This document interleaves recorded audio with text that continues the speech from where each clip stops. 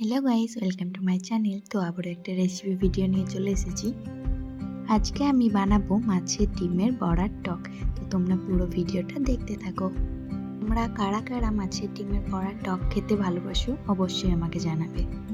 প্রথমে আমি মাছের ডিম নিয়ে নিচ্ছি অনেকটা পরিমাণে। তারপর এর মধ্যে একটু হলুদ গুঁড়ো, একটু চিনি, সামান্য নুন আর 3 কাপ মতন বেসন দিয়ে আমি ভালো করে মেখে নিয়েছি। এটা কিন্তু ভালো করে মেখে নিতে হবে যাতে বেসনের দানা দানা ভাবটা না থাকে। তারপরে কড়াইয়ে তেল গরম করে নিয়ে বড়াগুলোকে সুন্দর করে ভেজে নেব। বড়াগুলো ভাজা তো কোনো ব্যাপার নয়, কারণ এটা মাছের ডিমের আমি টক বানাবো, তাই জন্য বড়াগুলো ভেজে তুলে নেওয়ার পর কড়াইয়ে আরও কিছুটা তেল দিয়ে শুকনো লঙ্কা, 5 ফোড়ন আর তেঁতুলটা আমি আগে থেকেই জলটা ভিজিয়ে রেখেছিলাম, ওটাতে একটু হলুদ গুঁড়ো আর সামান্য লঙ্কা গুঁড়ো দিয়ে ভিজিয়ে রেখেছিলাম জলটা, সেই জলটা আমি দিয়ে দিলাম। দিয়ে কিছুক্ষণ ভালো করে ফুটিয়ে নিলাম।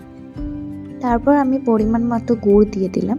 গুড় দিয়ে দিলে তেঁতুলের যে টকটা বানাচ্ছি এটা হেলদি হবে, তাই জন্য আমি গুড় দিয়েই বানিয়েছি, তোমরা চিনি দিয়েও বানাতে পারো। গুড়টা গলে গেলেই মাছের ডিমের বড়াগুলো আমি দিয়ে ভালো করে আবারও কিছুক্ষণ ফুটিয়ে নেব, তাহলেই তৈরি হয়ে যাবে আমাদের সুন্দর মাছের ডিমের টক। তো আজকের রেসিপিটা তোমাদের কেমন লাগলো অবশ্যই কমেন্ট করে আমাকে জানাবে।